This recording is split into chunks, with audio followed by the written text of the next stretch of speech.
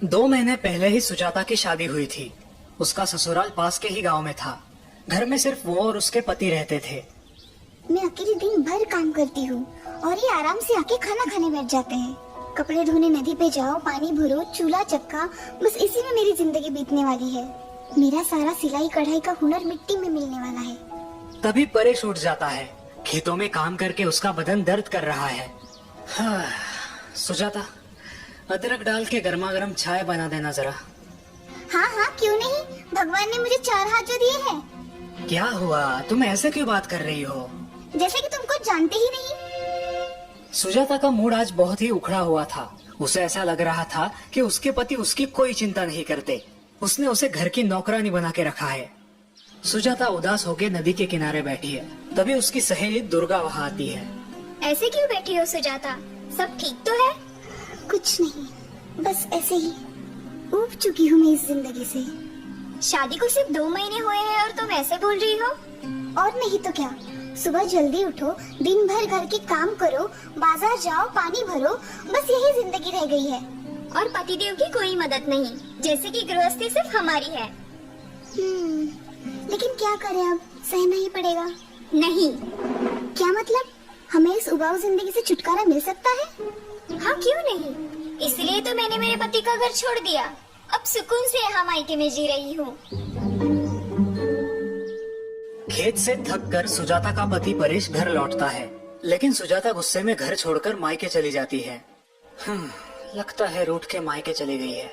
पता नहीं उसे क्या शिकायत है मुझसे। ठीक है, 2 दिन वहाँ रहेगी तो उसे अच्छा लगेगा। दिमाग शांत हो जाएगा तो लौट आएगी। सुजाता मायके अपने घर आती है। मायके में सिर्फ उसकी माँ और छोटा भाई है। वो दोनों सुजाता का खुशी से स्वागत करते हैं। लेकिन कुछ ही दिनों बाद जब तीनों गपशप करने बैठते हैं। सुजाता, जमाई बाबू वहाँ अकेले हैं। तुम अपने ससुराल कब लौट रही हो? माँ, मैं आप पर बोझ नहीं बनूंगी। दीदी, ये क्या कह रही हो आप हम पर कभी बोझ नहीं बन सकती। लेकिन तुम ऐसी बात क्यों कर रही हो बेटा? सुजाता उन्हें फिर कभी ससुराल ना जाने का अपना फैसला सुनाती है। सुजाता की माँ और भाई को जोर का झटका लगता है। ये क्या कह रही हो बेटा? जमाई बाबू तो भले नेक इंसान है। हाँ दीदी, जीजू आपका बहुत ध्यान रखते हैं, फिर भी आप ऐसा क्यों कह रही हो? क्योंकि मैं उब चुकी हूँ उस गृहस्थी से। पूरा दिन घर में मैं ही मरती रहती हूँ। तुम्हारे जीजा जी मुझे रत्ती भर की भी मदद नहीं करते। बस मैंने फैसला कर लिया है, मैं यही सिलाई बुनाई का काम करूँगी और आप लोगों के साथ ही रहूंगी। दूसरे दिन सुजाता और उसकी माँ नदी पर पानी भरने जाते हैं। नदी के पास पहुँचते ही माँ थककर नदी के किनारे बैठ जाती है। क्या हुआ माँ? बेटा, थोड़ा पानी पिलाना तो। सुजाता पानी लाने नदी पर जाती है। ओह, ये पानी तो बहुत गंदा हो चुका है। ये माँ को कैसे पिलाऊं? सुजाता माँ के पास लौटती है। माँ, नदी का पानी बहुत मैला है, इसलिए मैं नहीं लेके आई। अब क्या करें? अच्छा, ये बात है बेटा, तुम थोड़ी देर बाद जाकर लाना।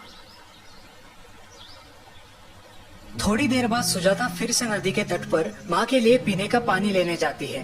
अब नदी पर कोई नहीं है। सुजाता पानी देख के अचरज में पड़ जाती है। अरे वाह, ये पानी तो अब एकदम साफ हो गया है।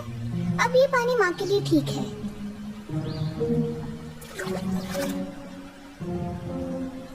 माँ, नदी का पानी बिल्कुल साफ है। ये कैसे हुआ? हमने तो कुछ नहीं किया। क्योंकि उसमें जमा मिट्टी और गंदगी नीचे बैठ गई है और बिना कुछ किए हमें साफ पानी मिल गया। बेटा, जीवन भी ऐसे ही होता है। कभी कभी हम जल्दबाजी में, गुस्से में होते हैं और तब हमारे दिल और दिमाग की अवस्था भी गंदगी भरे नदी के पानी जैसी होती है। सुजाता माँ की बात समझने की कोशिश कर रही है। उससे हमारा नुकसान कैसे होता है माँ? तब हम गलत निर्णय लेते हैं और जिंदगी भर पछताते हैं। तो ऐसे वक्त हमें क्या करना चाहिए माँ? ऐसे वक्त हमें शांत रहना चाहिए और उस समय को वक्त के हाथ में सौंपना चाहिए। कई बार समस्या अपने आप ही सुलझ जाती है, बिल्कुल उस नदी के पानी की तरह, जिसे साफ होने के लिए हमने बस थोड़ा सा समय दिया। माँ की बात सुन के सुजाता को उसकी गलती का एहसास होता है और तभी उसका छोटा भाई वहाँ आता है। दीदी, जीजू का फोन आया था, कल आपको लेने आ रहे हैं। ये खुशखबर सुनकर सुजाता सोच में पड़ जाती है। क्या सोच रही हो बेटा? जाओगे ना अपने घर? जमाई बाबू को तुम्हारी फिक्र न होती तो रोज तुम्हारे भाई को फोन करके तुम्हारी पूछताछ न करते। माँ की बात सुन के सुजाता की आंखें भर आती है। उसे अपनी गलती का एहसास हुआ देख माँ और उसका भाई खुश हो जाते हैं। और दीदी आपके लिए एक खुश खबर भी है। जीजू ने आपके लिए एक नई सिलाई मशीन खरीदी है। लेकिन सिलाई मशीन तो महंगी होती है ना, इतने पैसे नहीं है हमारे पास। इसीलिए तो खेत का काम खत्म होते ही वो किसी और के खेत में हाथ बटाने जाया करते थे। मुझे लगा आपको ये बात पता होगी। माँ मुझे माफ कीजिए, गुस्से में आकर मैं बहुत गलत निर्णय ले रही थी। अब जिंदगी भर आपकी ये सीख याद रखूंगी। और इस तरह सुजाता वापस ससुराल जाकर हंसी खुशी रहती है।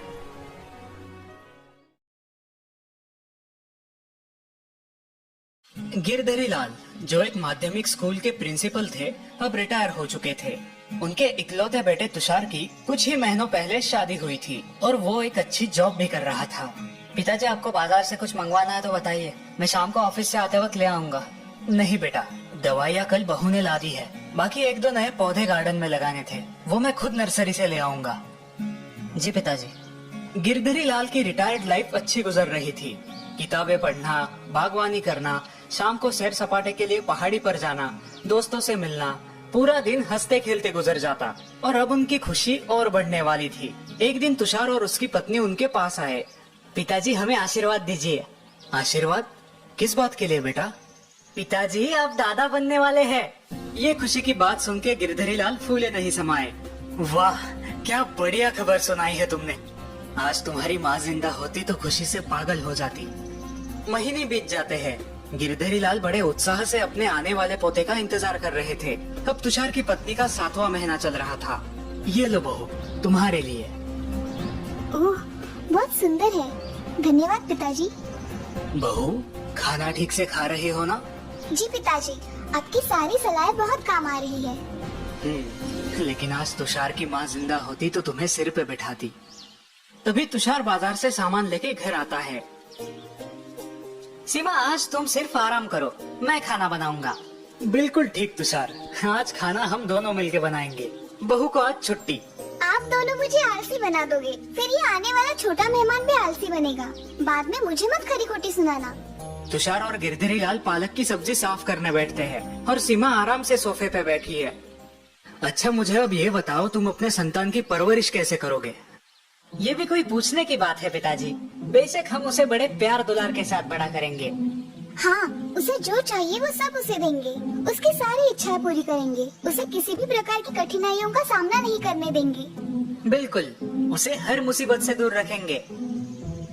उन दोनों की बातें सुन के गिरधरी लाल सोच में पड़ जाते हैं। हम ठीक कह रहे हैं ना पिताजी? इसका जवाब मैं तुम्हें कुछ दिनों बाद दूंगा। गिरधरी लाल की बात सुन के तुषार और सीमा उलझन में पड़ जाते हैं। अगले दिन गिरधरी लाल नर्सरी से गुलाब के 2 छोटे पौधे ले आते हैं और एक पौधा बेटे और बहू को दे देते हैं। बहू, तुषार, ये छोटा पौधा तुम्हें हमारे बगीचे में लगाना है। और ये दूसरा पौधा पिताजी? ये मैं खुद लगाऊंगा और आज से हम दोनों अपने अपने पौधों की निगरानी करेंगे।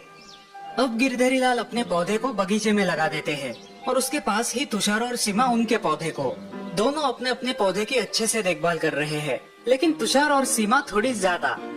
पता नहीं पिताजी हमें क्या सीख देना चाहते हैं। मैं तो सोच सोच के थक गया। दिन बीतते जाते हैं। गिरधरी लाल अपने पौधे को सिर्फ आधा गिलास ही पानी देते थे और तुषार अपने पौधे को 2 गिलास पानी और हर हफ्ते खाद भी देता था। हमारा पौधा पिताजी के पौधे से ज्यादा हरा भरा लग रहा है ना? हाँ, और ज्यादा ऊंचा भी। सीमा और तुषार उनके पौधे का विकास देख के बहुत खुश थे, लेकिन गिरधरी लाल अपने पौधे को सिर्फ आधा गिलास ही पानी क्यों देते थे, ये बात उनकी उलझन बढ़ा रही थी। पिताजी, आप अपने पौधे को इतना कम पानी क्यों डाल रहे हो? मुझे लगता है इसीलिए उसका ठीक से विकास नहीं हो रहा। सही वक्त आने दो, मैं तुम्हारे सारे सवालों का जवाब दूंगा। एक दिन रात को अचानक तूफान आता है। जोर की हवाएं चलती है। सुबह जब तुषार और सीमा बाहर बगीचे में आते हैं, तब वो हैरान हो जाते हैं। ओह, ये क्या? हमारा हरा भरा पौधा बिल्कुल नष्ट हो गया है। सारी जड़ें मिट्टी से बाहर उखड़ आई है। ये कैसे मुमकिन है? बाप रे, इसका मतलब पिताजी के पौधे का तो भारी नुकसान हुआ होगा।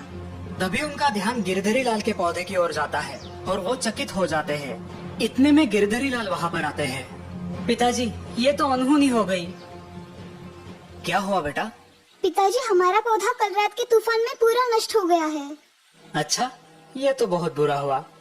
लेकिन पिताजी, आपका पौधा बिल्कुल टकाटक है आप ना तो उसे खाद डालते थे और ना ही बहुत सारा पानी देते थे। और हमने इतनी सावधानी से उसकी देखभाल की, फिर भी वो इस तूफान में टिक नहीं पाया। ऐसा क्यों? वो इसलिए क्योंकि तुम्हारे जरूरत से ज्यादा देखभाल ने उसकी मजबूत बनने की नैसर्गिक क्षमता को मार डाला। तुषार और सीमा अभी भी उलझन में है। हम कुछ समझे नहीं पिताजी। समझाता हूँ। जब मैं मेरे पौधे को सिर्फ जरूरत के अनुसार आधा ग्लास पानी दे रहा था, तब पौधा अपनी बढ़ती हुई जरूरत पूरा करने के लिए खुद की जड़ों को जमीन के अंदर फैला रहा था और आसपास के मिट्टी से पानी प्राप्त कर रहा था। इसी वजह से उसकी जड़ों ने जमीन में अच्छे से पकड़ जमा ली। इस कारण कल रात के तूफान का इस पौधे ने डट के सामना किया। और हमारा पौधा क्यों नहीं कर पाया? वो इसलिए क्योंकि तुम्हारी ज्यादा देखभाल ने उसकी परिस्थिति से मुकाबला करने की क्षमता नष्ट कर दी। तुम्हारे पौधे को जरूरत से ज्यादा पानी, पोषण मूल्य आराम से मिल रहे थे, इसीलिए उसने मिट्टी के अंदर घुसने की कोशिश ही नहीं की। और इसीलिए उसकी जड़ें जमीन में पक्की पकड़ न कर पाई और पौधा कल के तूफान का सामना न कर सका। बिल्कुल सही। लेकिन आप हमें इस अनुभव से क्या सीख देना चाहते हैं? हमारी संतान भी इसी पौधे की तरह होती है। उनकी बढ़ती उम्र में अगर उन्हें जरूरत से ज्यादा लाड़ प्यार और देखभाल मिले तो उनकी कठिन परिस्थितियों से लड़ने की क्षमता विकसित नहीं होती। और जिंदगी में उन्हें संकटों का सामना करना मुश्किल होता है। एकदम सही। आई बात समझ में। थैंक यू पिताजी, हम आपकी सलाह याद रखेंगे।